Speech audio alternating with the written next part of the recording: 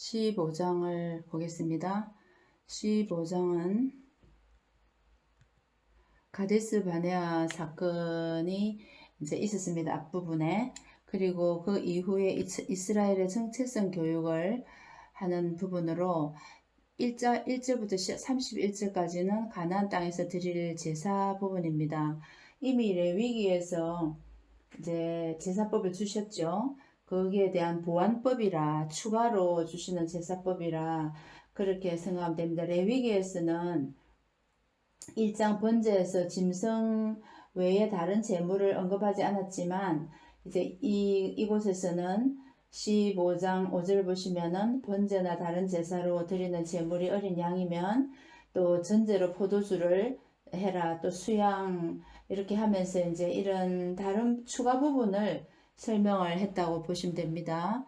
그리고 이제 제사법에 대해서 1절부터 31절까지 쭉 이제 읽으시는데 그때 보시면은 5절의 번제 설명하면서 이제 6절의 소제, 그 다음에 7절에 그 소제 드릴 때 전제로 포도주를 드려라. 8절에도 번제로나 서원을 갚는 제사로 화목제로 또 어떤 걸 드려라. 이제 그런 부분들이 설명이 되어 있습니다. 14절에 보면 타국인에게도 동일하게 적용을 해라. 그렇게 말씀하고 있죠. 그리고 쭉 읽어보시면 제사법에 대해서 좀 더 상세하게 말하고 있습니다. 19절에 그 땅의 양식을 먹을 때에는 거제로 드리라. 거제는 높이 들어 올리는 제사를 말합니다. 우리 레위기 할 때 공부를 했습니다. 그리고 21절에는 처음 익은 곡식 가루떡 1000열배를 드리라 말씀하고 있죠. 자, 그 다음에는 두 번째 용서되는 죄와 용서되지 않는 죄에 대해서 22절부터 이제 29절까지 말씀하고 있습니다.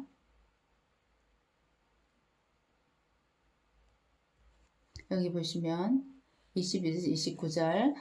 근데 이제 용서가 되는 죄가 있는가 하면 용서받지 못하는 죄도 있습니다.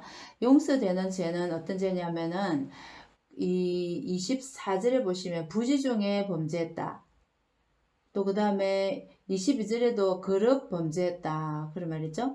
거듭 범죄한 거나 자기가 이제 범죄를 하려고 한 게 아니라 부지 중에 실수로 그렇게 한 죄에 대해서 말하고 있죠. 그래서 22절 또 24절에도 이제 그런 말씀이 있고, 그 다음에 보시면 25절에도 보시면 그가 부지 중에 범죄하면 속죄제 드리라 이랬죠. 그 다음에 27절에도 보시면 부지 중에 범죄하면 속죄제 드려라.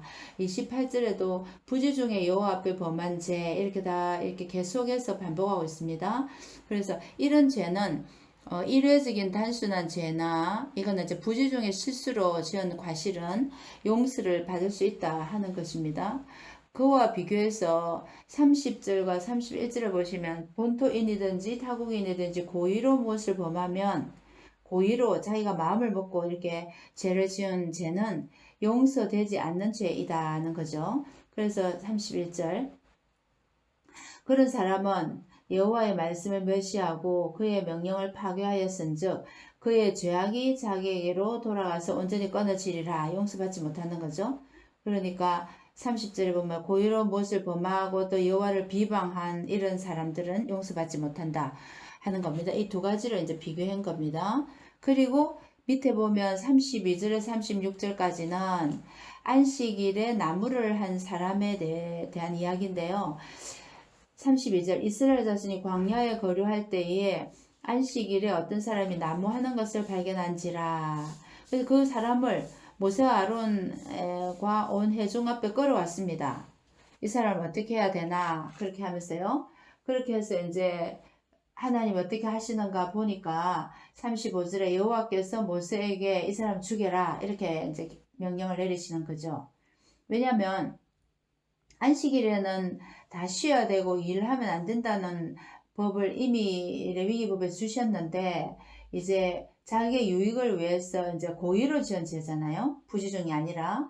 그렇기 때문에 이 사람은 죄를 용서받지 못하고 하나님이 죽이라는 거예요. 그래서 이 용서되지 않는 죄의 예가 이제 이게 안식일에 나무를 한 사람 예라는 겁니다. 그렇게 해서 있고요. 그 다음에 보시면 15장 끝에 37절부터 보시면 제3세마 이래서 이제 우리 그 이스라엘 백성들에게는 제1세마, 제2세마, 제3세마가 이렇게 있습니다. 우리가 이제 1세마는 2세마와 1세마, 2세마는 신명기에 가서 우리가 배울 것입니다. 그리고 이제 이 민수기엔 제3세마가 먼저 나오는데요. 이거는 뭐냐면 여호와께서 모세에게 말씀하여 이르시되 이스라엘 자손에게 명령하여 대대로 그들의 옷단 귀에 제 옷 그 끝에 그 단 끝에 술을 만들어라 하는 거죠. 술. 그리고 거기에 청색 끈을 붙여서 그 귀의 술에 더하라. 그 술에 이제 청색 끈을 만들어서 술로 만들어라는 거죠. 이 술은 너희가 보고 여호와의 모든 계명을 기억하여 준행하고 너희를 방종하게 하는 자신의 마음과 눈의 욕심을 따라 음행하지 않게 하기 위함이라. 그런 거죠. 그렇게 말하자면 그 수를 볼 때마다 하나님의 그 명령을, 계명을 기억하는 거죠. 그렇게 해서 그 사람들이 범죄치 않도록, 음행하지 않도록 또 그렇게 본인도 그렇고 다른 사람들이 볼 때도 그 술이 달린 것을 보면 아, 저 사람들은 하나님의 백성 유대인이구나.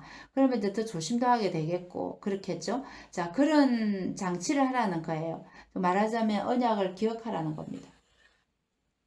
그래서 이 술을 치치트라 이렇게 합니다. 히브리어로 치치트 이렇게 합니다. 언약 백성의 표시이죠. 그렇게 해서 범죄하지 않도록 조심을 해라. 그 말씀을 주고 계시죠? 제3세마입니다. 우리가 치치던 모습을 보면요. 이렇게 됐습니다. 여기 술을 다는 거예요. 이렇게 길게 이렇게 청색 끈을 이렇게. 그래서 이게 옷단술, 우리 한국말로는 옷단술, 그 히브리어로는 치치트, 이게 청색 끈이라는 거죠. 이렇게 범죄치 않도록 장치를 하는 겁니다. 이게 있죠? 치치트. 예. 옷단술 치치트. 자, 그리고 이제 우리가 16장을 보시면요. 고라, 다단, 아비람, 온의 반역 이야기가 나오면 이 지금 여전히 가데스 바네아에서 있었던 일입니다.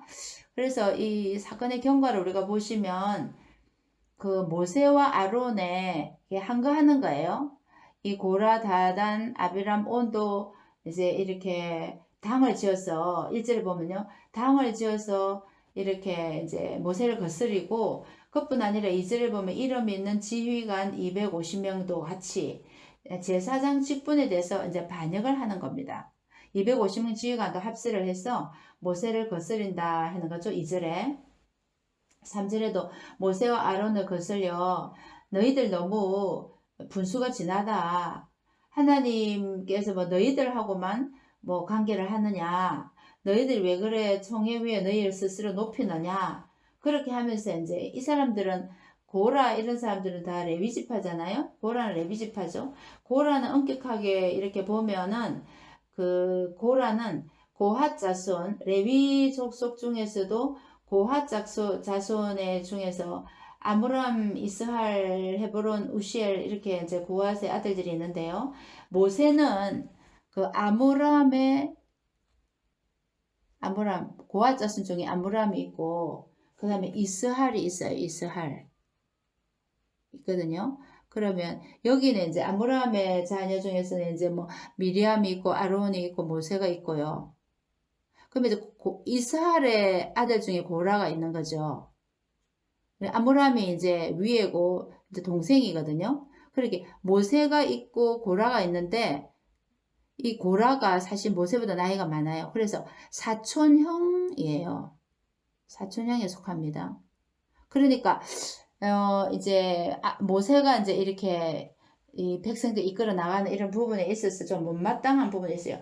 물론 더 앞에 우리가 공부를 하면 그 부분 안 했지만 이 고라가 반란을 일으킨 그 원인은 그 레위기에 보면 나답과 아비후가 이제 죽잖아요. 다른 불을 들여서 그 죽은 시체를 치울 때 사실은 그 이 이스할 밑에 또 여기 보면은 헤브론이 있고요.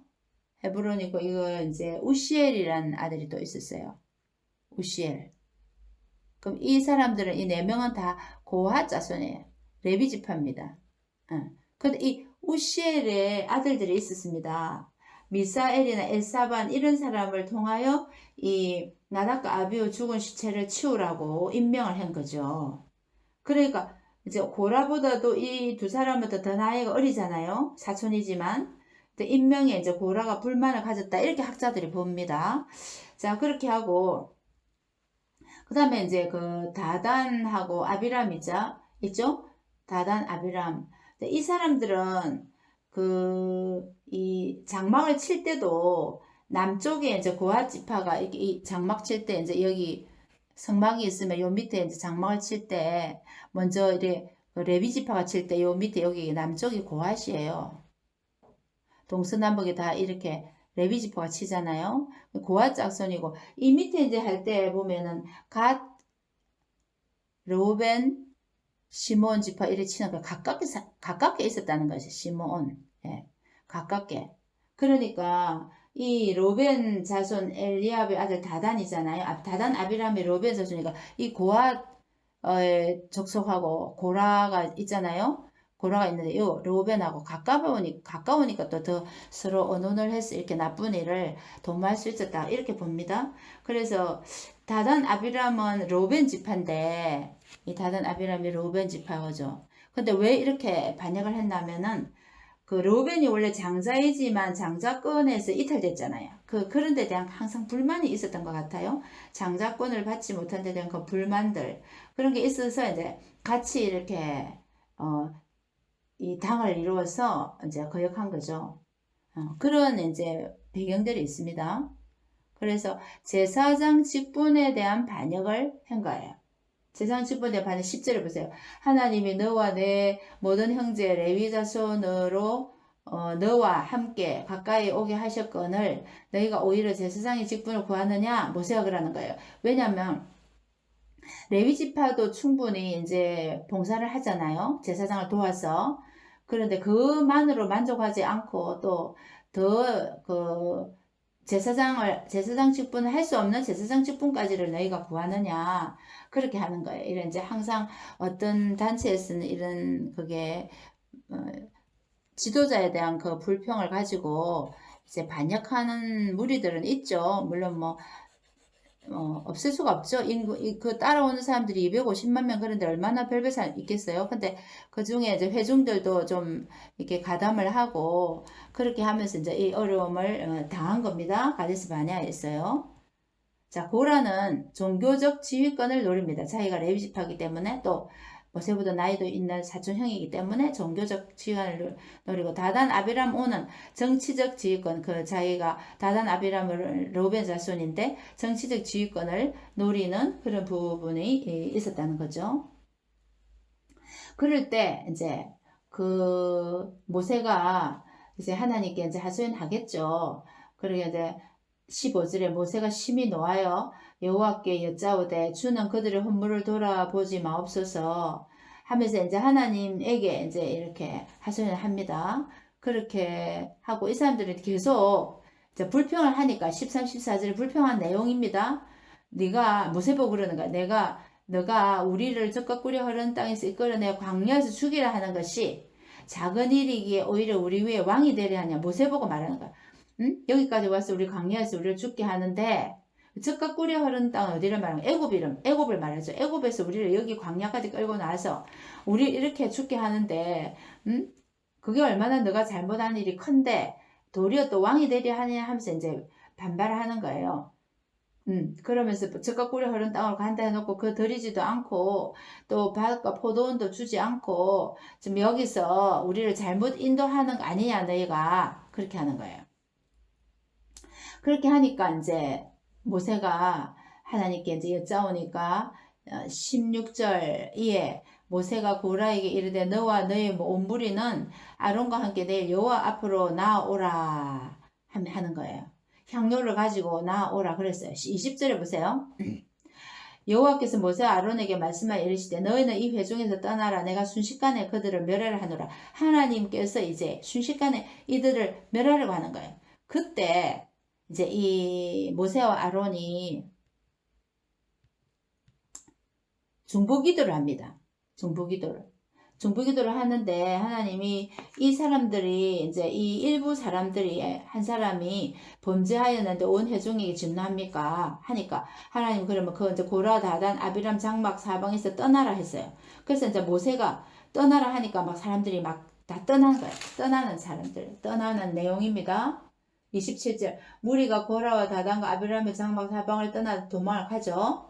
그리고 28절에 모세가 이제 하나님께서 모세 자신을 보내서 이렇게 이 백성들을 인도하고 있는 것이라면, 그리고 모세가 옳다면 그 나의 임의로 함이 아닌 줄을 이 일로 말미암아 알리라. 그리고 이 사람들의 죽음이 모든 사람과 같고 일반적인 사람들 같이 죽고 이 사람이 당하는 벌이 다른 사람과 당하는 벌 같으면 하나님께서 모세 자신을 보낸 게 아니지만 하나님이 땅이 입을 열어서 30절에요. 사람들을 그들의 소유와 함께 삼키면 땅이 갈라져서 이 사람들이 죽으면 하나님 이 사람들이 한 행동이 하나님을 멸시한 것인 줄 너희가 알리라 이렇게 선포한 거예요. 그 순간 31절에 땅이 이제 갈라진 거예요. 땅바닥이 갈라지고 또 31, 33절 보면 땅이 그 입을 열어 그들과 그들의 집과 그 고라의 종들 이런 사람 고라에게 속한 모든 사람과 그들의 재물을 삼켰다는 거죠. 산채로 소홀에 빠져서 다 죽게 됐다는 거예요. 그리고 35절에도 보면 여호와께로부터 불이 나와서 분향하는 250명을 불살랐어요. 지휘관들. 그렇게 해서 이제 하나님이 모세를 쓰시고 계신다. 하나님이 모세를 인도하고 계시고 이 고라다단 지휘관이 한 일은 엄청난 죄를 지었다는 것을 하나님이 이 특별한 죽음을 하면서 이제 확인시켜 주신 내용이죠. 그래서 그 밑에 보면 이제 그 향로 250명이 가진 향로를 이렇게 철판을 다 이렇게 쳐서 철판을 만들어서 제단을 쌌어요. 왜 그렇게 했냐면은 38절에 이스라엘 자신에게 표가 되어서 우리도 하나님을 거역하면 그런 지휘관들처럼 죽겠구나 하는 것을 볼 때마다 그 이제 제단을 볼 때마다 기억하라고 그렇게 이제 한 거죠. 그 39절에 불탄 자들이 드렸던 놋향료를 가져다가 제단을 쌌다는 거죠. 그게 기념물이 되었다는 거죠. 이는 아론 자손이 아닌 다른 사람은 여호와 앞에 분향하러 가까이 오지 못하게 고라와 다단 그런 무리처럼 하지 말도록, 즉 하나님이 세운 질서에 반박하거나 그것에 반항을 하면 이렇게 된다. 이것을 이제 보여준 겁니다.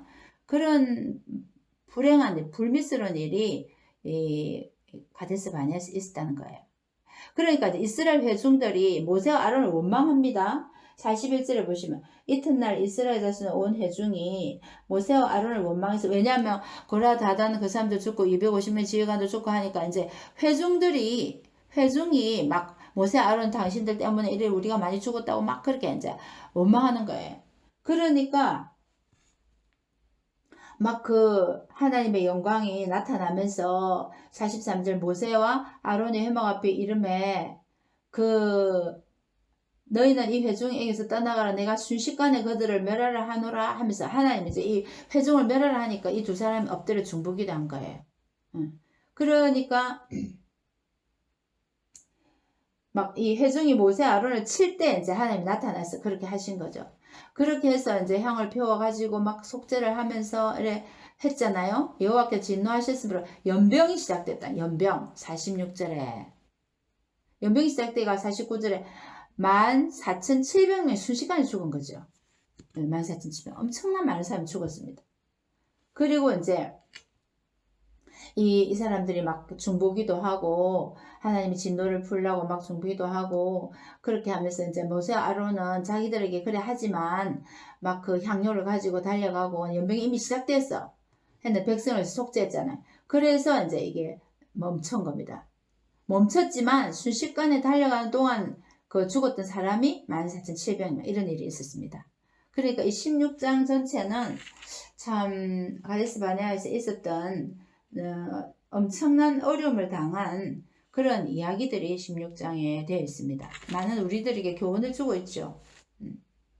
자, 그렇게 보시면 되겠고요. 17장은 자, 이런 일이 있고 난 다음에 이제 제사장 아론의 권위를 확인시켜 줄 목적으로 하나님께서 전부 다 지파들 지팡이를 하나씩 가져오라 그랬죠. 2절에 각 조상의 가문을 따라 지팡이 하나씩을 취하되 지팡이 12를 취하여 거기에 이제 이름을 다 적고요. 이제 하나님 앞에 이제 가지고 와서 4절에 증거궤 앞에 두라 했죠. 증거궤 앞에. 5절에 내가 택한 그렇게 4절에 이제 증거궤 앞에 두라. 5절에는 이제 내가 택한 자의 지팡이에는 싹이 나게 하겠다 그런 거예요. 왜냐하면 이거를 증명해 줌으로써 너희들이 뭐 누가 우리 위에 왕이 된다 뭐 이런 불평하거나 원망하는 말을 거치게 하기 위해서 하나님이 확실하게 보여주겠다는 거죠. 6절에 지팡이 12를 이제 가져가서 그 중에 아론이 지팡이에 있었는데요. 7절 모세가 그 지팡이들을 증거의 장막한 여호와 앞에 두었더라 했어요. 8절 그리고 본적 이제 아론의 지팡이에 우미 돋고 순이 나고 꽃이 피어 살구 열매가 맺힌 거예요. 그래서 이제 그 반역하는 자들에게 표적이 되게 하려고 다른 지파들에게는 지팡이가 변동이 없지만 아론의 지팡이에만 이제 싹이 나게 한 거죠. 꽃이 피고 우미 돋고 순이 나고 꽃이 피어 살구 열매가 맺혔다. 이 살구 열매는 원래 아몬드라고 보시면 됩니다. 아몬드에 이제 꽃이 피었다는 거죠. 꽃이. 우리는 살구나무지만 원래는 아몬드. 이게 굉장히 제일 겨울을 깨고 처음으로 봄을 알리는 꽃입니다. 그리고 이제 꽃이 피고 살구 열매까지 아몬드 열매까지 열렸다는 거죠. 그러니까 아론이 대제사장이다. 내가 세운 대제사장이다. 너희들은 그 앞에 순종하고 절대로 불평하고 원망하지 말라 이런 의미죠. 그렇게 확실히 이제 보여주시는 것을 나타내고 있습니다. 그리고 이제 살구 열매가 열렸다는 이런 건 어찌 생각하면 이것은 생명에 관한 거죠. 생명을 살리는 권한 이런 것을 또 보여주기도 합니다. 속죄의 권위를 가진 아론의 속죄권을 인정해주고 또 싹이 나고 이런 거 다 생명에 관한 거니까 생명권이 있고 속죄권이 있다. 하나님이 이제 아론에게 그걸 주었다. 이것을 확인시켜주는 내용입니다. 자 그리고 10절을 보시면 아론의 지팡이를 증거궤 앞에 도로 가져다가 거기 간직하여 반역한 자에 대한 표징이 되게 하여 그들로 내게 대한 원망을 거치고 죽지 않게 할지니라. 그래서 이제 이 정확하게 보여준 내용이 아론의 쌍난 지팡이 이야기입니다. 18장에는 이제 제사장과 레위인의 직무를 이제 다시 한번 확인시켜 주는데요. 레위인의 직무에 대해서는 조금 이제 이렇게 보시면 레위인과 제사장을 이제 사실 구분했는데 레위인은 제사장을 엄격하게 이제 돕는 거잖아요. 2절부터 4절까지 보면 내 형제 레위 지파는 이 누구한테 이런 말을 하냐면 아론에게 말씀하는 거예요. 아론에게 아론은 제사장이잖아요. 그런데 레위 지파는 2절에 그들이 너를 돕게 하라. 그렇게 레위 지파는 제사장을 돕는 겁니다.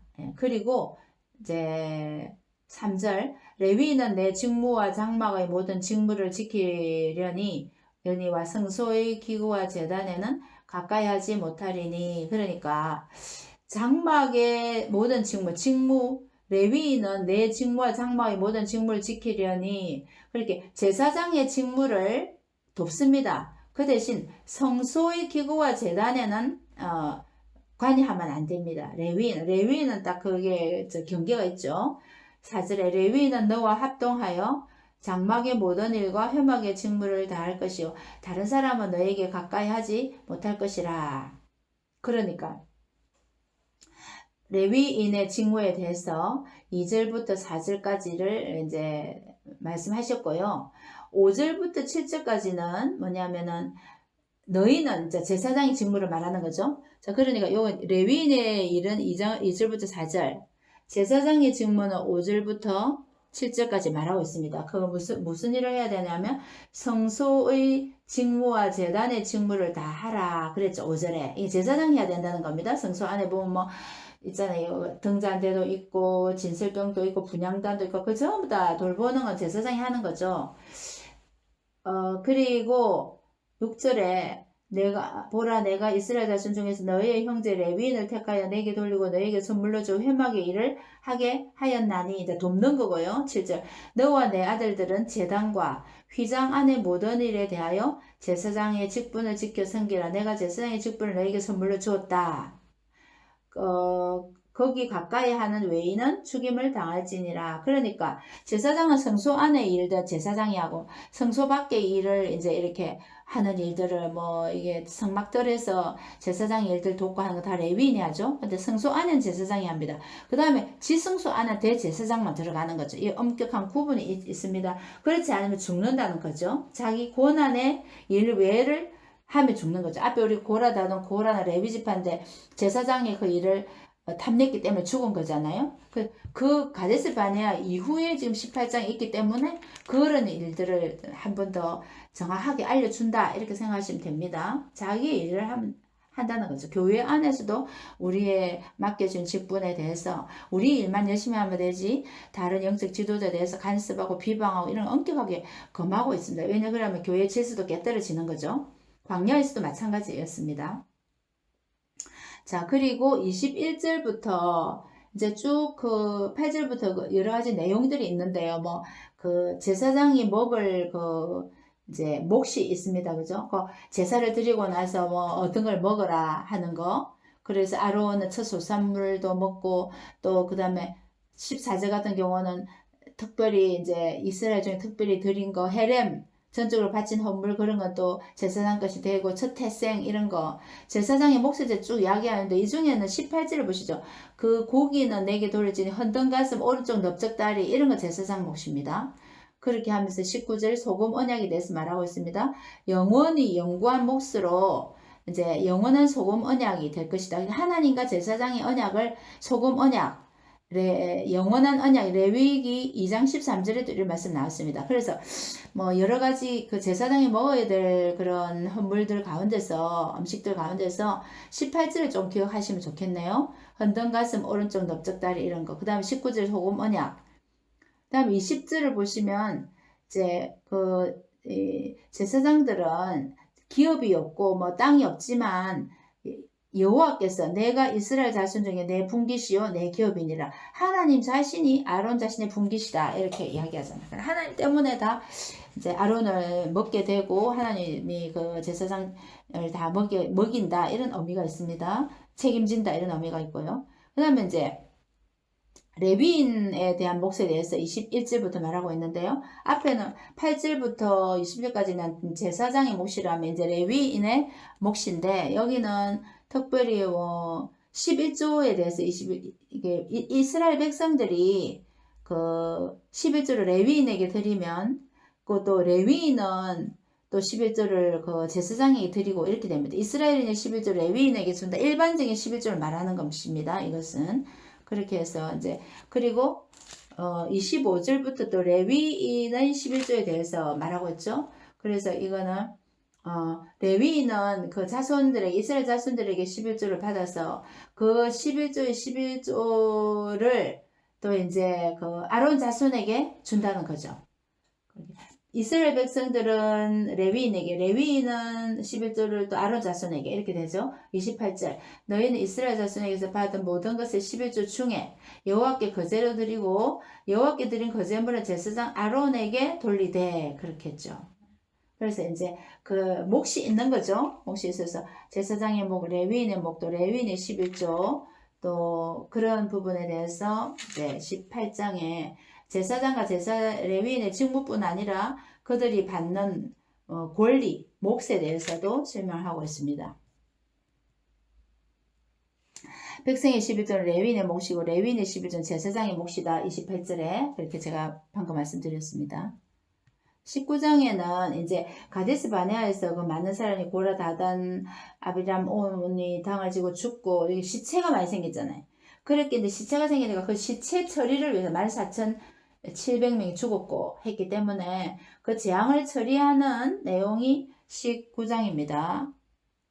부정을 깨끗하게 하는 제물을 만들어라 했는데 2절에 여호와께서 명령하시는 법의 율례를 이제 이르노니 이스라엘 자손에게 일러서 온전하여 험이 없고 아직 멍에 매지 아니한 붉은 암송아지를 끌고 와서 자 이게 이제 부정을 씻는 이제 물을 만들어라는 거죠. 그렇게 해서 목전에 잡습니다. 붉은 암송아지를 잡아서 그 손가락에 피를 찍어서 회막 앞을 향하여 7번 뿌리고 또 이제 이렇게 그 부정을 씻는 물을 붉은 암송아지를 죽여서 만드는데 6절에 백향목과 우슬초와 홍색실을 가져다가 암송아지 사르는 불 가운데로 던진다는 거예요. 그렇게 이 붉은 암송아지는 무엇을 예표하냐면 예수 그리스도의 보혈의 피를 예표합니다. 예수님의 보혈로 우리의 모든 죄를 씻는 것처럼 그때는 이제 시체를 처리하기 위해서는 시체를 만져야 되잖아요. 그럼 다 부정하게 되잖아요. 시체를 접촉하면. 그런 사람들은 다 이렇게 정결하게 하는 제물을 만들어서 다 이제 정결식을 하라는 거죠. 그래서 지금 이게 쭉 읽어보면 제사장은 자기 옷을 빨고 몸도 씻고 그렇게 하고요. 9절에도 보면은 부정을 씻는 물을 간직해서 그것을 온 회중이 이제 깨끗하게 하라는 겁니다. 11절에 사람의 시체를 만진 자는 일주일 동안 부정합니다. 그래서 셋째 날과 일곱째 날에 제물로 정결하게 하라는 거예요. 방법을 가르쳐 주는 거예요. 그래서 13절 누구든지 죽은 사람의 시체를 만지고 자신을 정결하게 하지 아니하는 자는 여호와의 성막을 더럽힘이라 그가 이스라엘에서 끊어진다. 그러니까 셋째 날, 일곱째 날 반드시 제물로 정결하게 씻으라. 시체를 치우기 위해서 만진 사람들은 다 이렇게 하면 깨끗하게 된다. 이렇게 이 제물의 용도는 그 집단으로 부정하게 됐을 때 주로 사용합니다. 뭐 장례를 친다거나 전쟁에서 죽고 전쟁에서 죽은 사람들을 또 처리해야 되잖아요. 이런 식으로 할 때는 이 제물을 합니다. 일주일 동안 부정하게 시체를 만지면 무조건 일주일 동안 부정하게 되기 때문에 이런 걸 가지고 깨끗하게 해라. 그리고 이건 전부 다 이제 시체를 만질 때 세균이 감염되기 때문에 집단 감염도 될 수 있기 때문에 이제 이런 거 철두철미하게 깨끗하게 해라는 겁니다. 멍이 매지 않은 붉은 암송아지의 죄는 예수 그리스도를 예표합니다. 그리고 그 붉은 이런 보혈을 예표하죠. 고라 사건에 죽은 시체를 처리하기 위해서 이렇게 방법을 하나님이 주셨다는 겁니다. 신약시대에는 유대인의 장사는 하루 만에 하거든요. 근데 거기는 이제 빨리 이제 묻습니다. 빨리 묻는데 이제 이렇게 석회암 땅이기 때문에 얕게 길가에 파서 이제 묻습니다. 그래서 이제 얕게 묻기 때문에 비가 오거나 이러면 뼈가 바깥으로 드러날 수 있습니다. 유월절을 지키러 온 사람들은 이게 모르고 그 시체가 묻혀 있는 걸 모르고 하다가 뼈에 이제 옷이 이제 데이거나 이렇게 접촉되면 부정하게 되면 유월절 지키지 못하잖아요. 그래서 이제 그 무덤에 회치를 해서 여기는 무덤입니다 하고 이제 표시를 했다는 거예요. 사람들이 돌아가도록. 그래서 그게 회치란 무덤이다. 그렇게 신약에 말을 하고 있습니다. 그리고 원래 신약 시대에는 그 제1장례는 빨리 하루 만에 묻어서 무덤에 1년간 두고요. 그 다음에 1년쯤 있으면 이제 뼈만 남으면 그걸 자기 열조 있는데 다시 넣습니다. 그거를 제2장례라고 합니다. 그게 열조에게 돌아갔다 하는 그 말을 하죠. 제1장례가 있고 제2장례가 있습니다. 그 유대인들의 장례법이 그렇게 되어 있습니다.